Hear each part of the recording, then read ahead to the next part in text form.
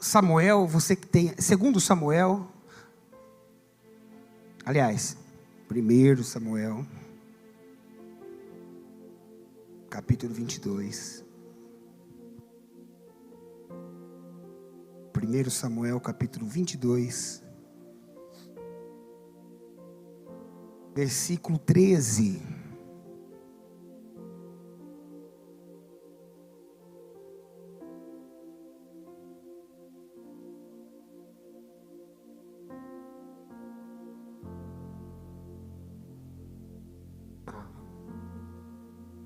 Samuel 22, 13.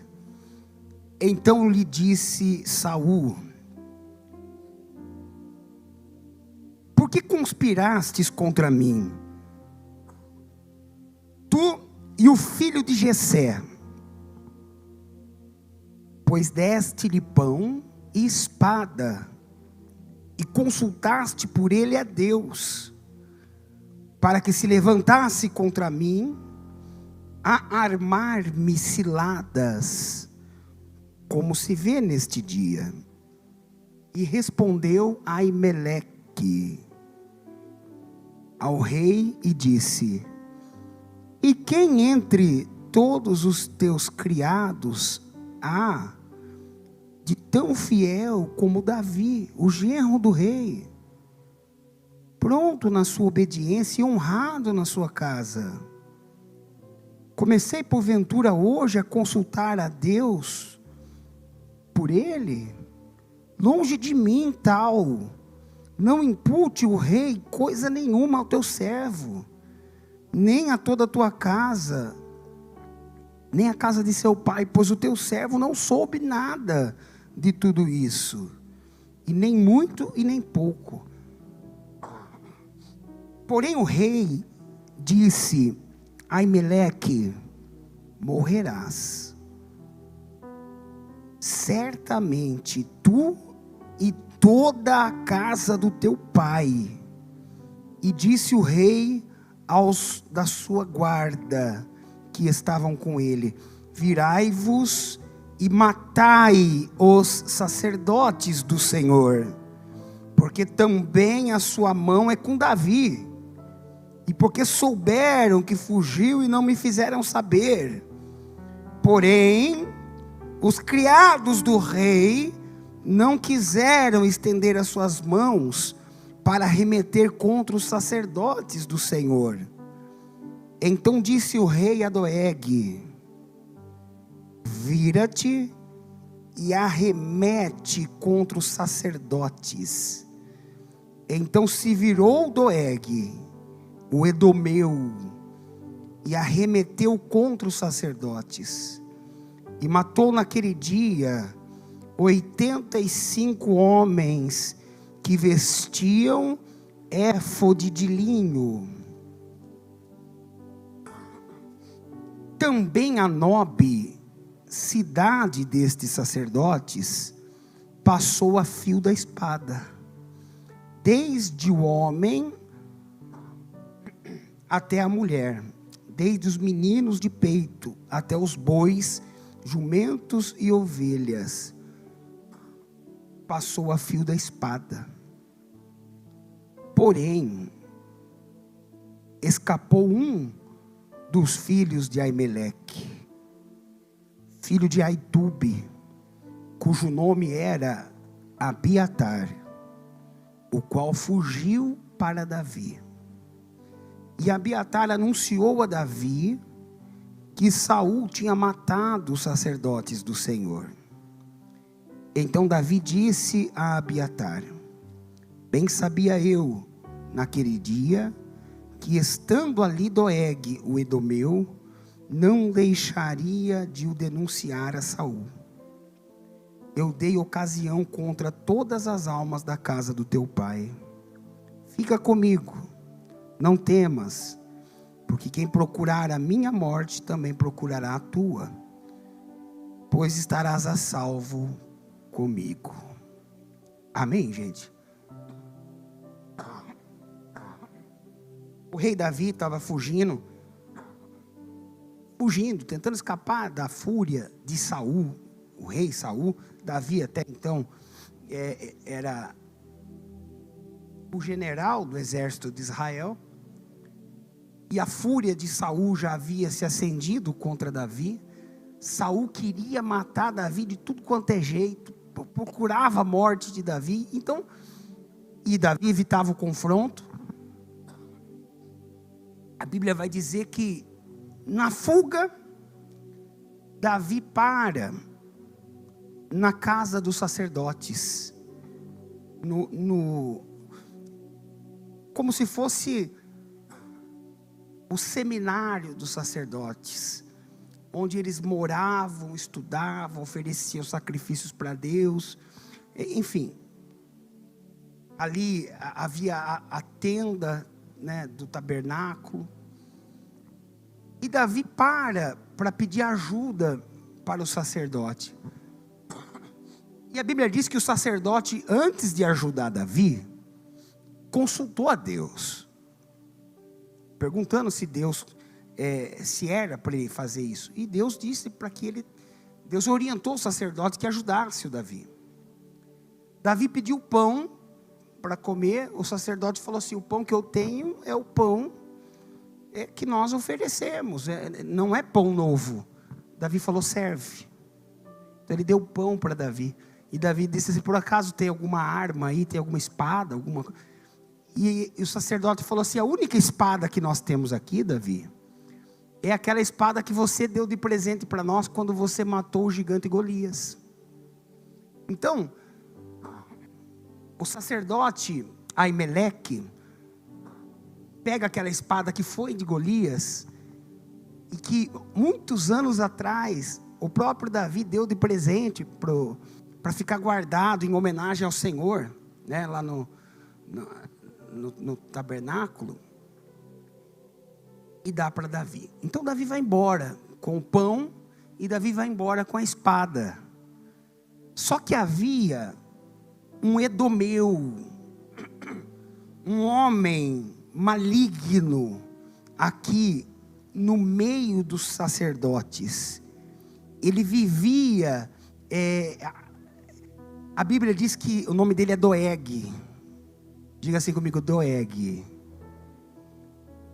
A Bíblia diz que ele era um homem escandaloso. Eu não sei se você sabe, mas esse edomeu, esse Doeg, ele vai até Saul, que já estava com ódio de Davi, e ele fala assim para Saul: Davi acabou de passar lá na casa dos sacerdotes. E os sacerdotes prenderam Davi? Não, ajudaram Davi. E ainda consultaram a Deus, falaram com Deus por Davi. Aí o rei Saul vem furioso e fala para Aimeleque: como que você ajuda o meu inimigo? Como que você dá espada, dá pão para Davi? Aí Aimeleque, o sacerdote, o sumo sacerdote, falou assim: mas Davi é seu genro, Davi é o homem mais fiel ao Senhor, como é que eu ia saber? Eu não sabia. E de fato ele não sabia. Eu não sabia que era seu inimigo agora. Então o rei Saul diz: eu vou matar você, vou matar todos os sacerdotes. Ele dá a ordem para os soldados de Israel. Os soldados tiveram medo. Eles não quiseram fazer mal para os homens de Deus. Então ele fala para Doeg, aquele que foi entregado a Davi. Ele fala: então mata você eles. E aí Doeg vai e mata todo mundo. Mata todo mundo. Inclusive, não só na casa sacerdotal, mas na cidade de Nob, onde viviam as famílias dos sacerdotes. Eles matam as esposas, matam os filhos, matam todo mundo. Matam todos. Só que, entenda o que eu quero dizer.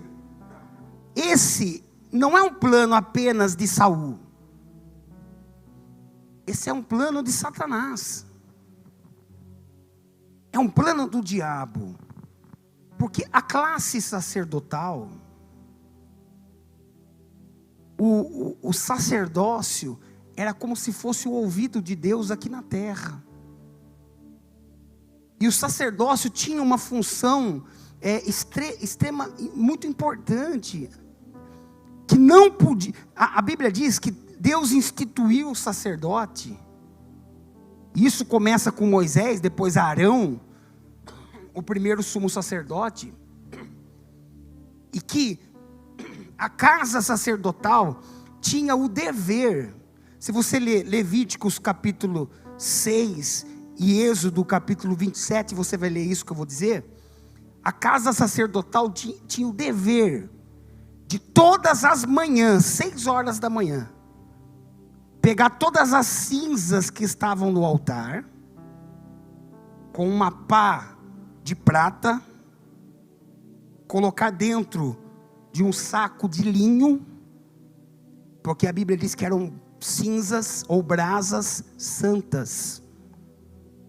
E uma vez que o altar estava limpo das brasas, os sacerdotes vinham sempre em 12, de 12 em 12. Vinham os 12 e colocavam lenha nova no altar, às 6 horas da manhã. E eles acendiam aquele fogo. A brasa não tinha apagado, eles tiraram as cinzas, porque a Bíblia diz que o fogo arderá no altar continuamente. Não podia apagar. O dever do sacerdote era esse. Às 6 horas da tarde eles voltavam e faziam a mesma coisa. Todos os dias, de segunda a segunda-feira.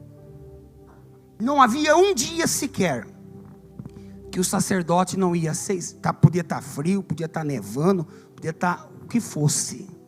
6 horas da manhã estava lá os sacerdotes limpando o altar, colocando nova lenha, colocando o óleo, colocando os incensos e acendendo o altar. A Bíblia vai dizer, depois você lê, vai ver que bonito que é Êxodo 27, como que eles faziam isso. Um começava a soprar as lenhas para o fogo pegar.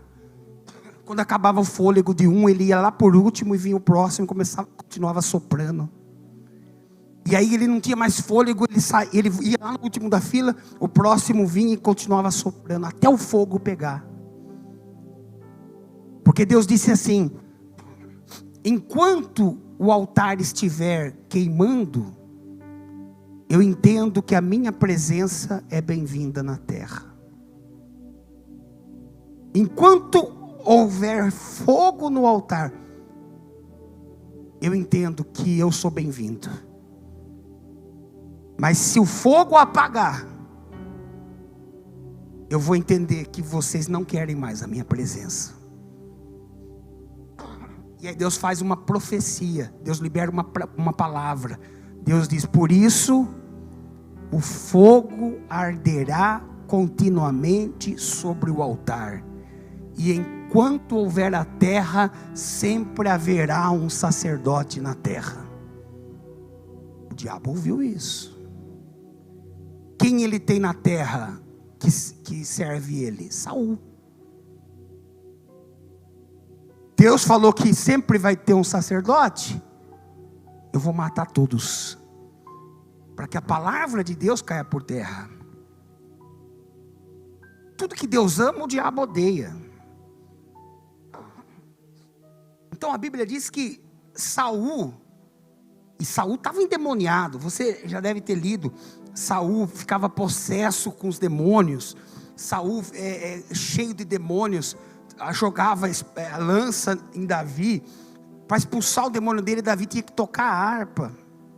Saul era um endemoniado, cheio de demônios. E agora o diabo vê em Saul a chance de realizar o seu plano maligno, que era destruir toda a classe sacerdotal e apagar o fogo do altar. A hora que o Saul está na casa de Aimeleque, o sumo sacerdote, o diabo começa a pôr em prática o seu plano. Segunda função do sacerdote, olha só: Você leu que eles usavam um éfode de linho. Você já deve ter lido na Bíblia também como eram as vestes sacerdotais.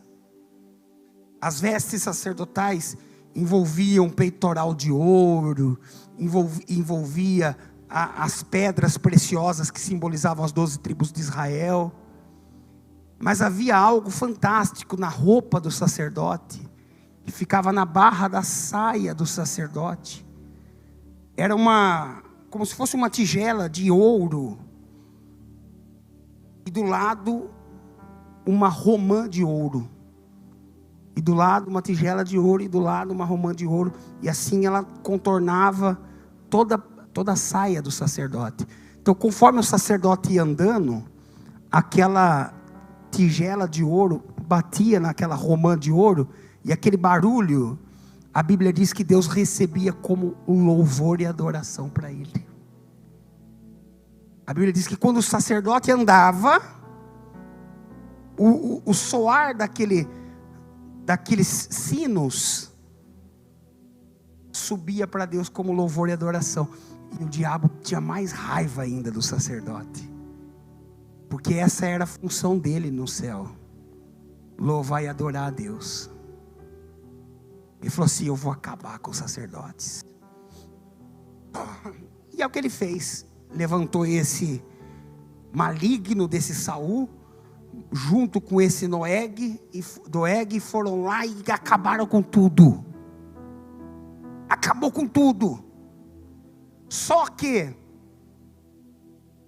ele não percebeu. Um dos sacerdotes, porque a Bíblia diz aqui que 85 foram mortos. A casa sacerdotal era sempre 86. Mas passou, o diabo é ruim de conta, né? Passou ali, foi, eles não perceberam. Um fugiu. Quem é esse que fugiu? Abiatar. E esse que fugiu foi até Davi e falou para Davi: olha, Davi, mataram todo mundo, só fiquei eu. Davi falou: então fique aqui comigo.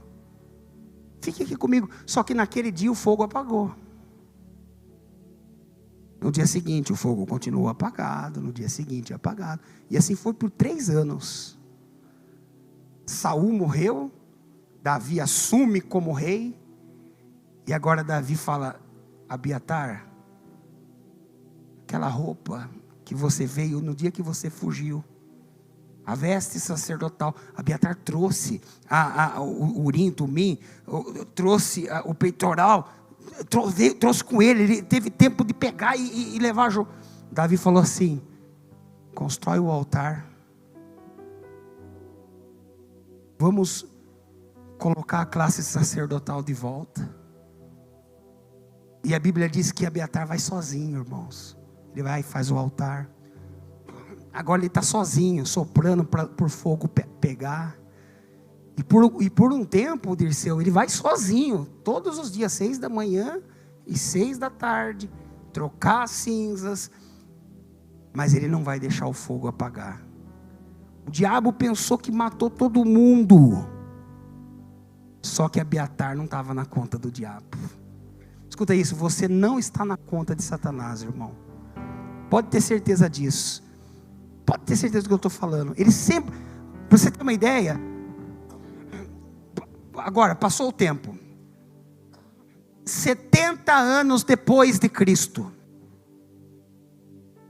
Aqui nós estamos falando antes de Cristo, 1000 anos antes de Cristo. 70 depois de Cristo.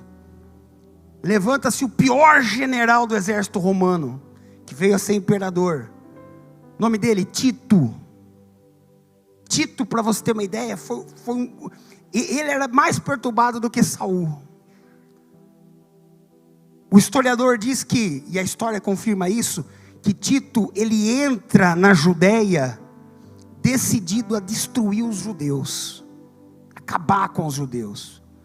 Em Roma existe o arco do triunfo de Tito, um arco grandioso, e na base dele, esculpido as vitórias de Tito. Entre elas está essa vitória contra os judeus. E detalhe, Tito trouxe de Roma gatos selvagens. Gato selvagem. Ele abria a barriga das mulheres grávidas, tirava a criança, colocava um gato selvagem dentro da barriga delas e costurava. Flávio Joséfo relata isso no seu livro das Antiguidades. Ele coloca, e aí se cumpre a palavra que Jesus diz na Via Dolorosa: naquele dia, ai das mulheres grávidas. E Tito entra no templo e ele mata todos os sacerdotes, e dessa vez não sobrou um, não sobrou nenhum. Mas pastor, Deus não falou que sempre haveria um sacerdote na terra? Então Deus falhou? Não, Deus não falhou. Mas ali Tito matou todos. Só que o que o diabo não percebeu também, nós estamos falando 70 depois de Cristo, volta alguns anos atrás, 34, ano 34 da era cristã.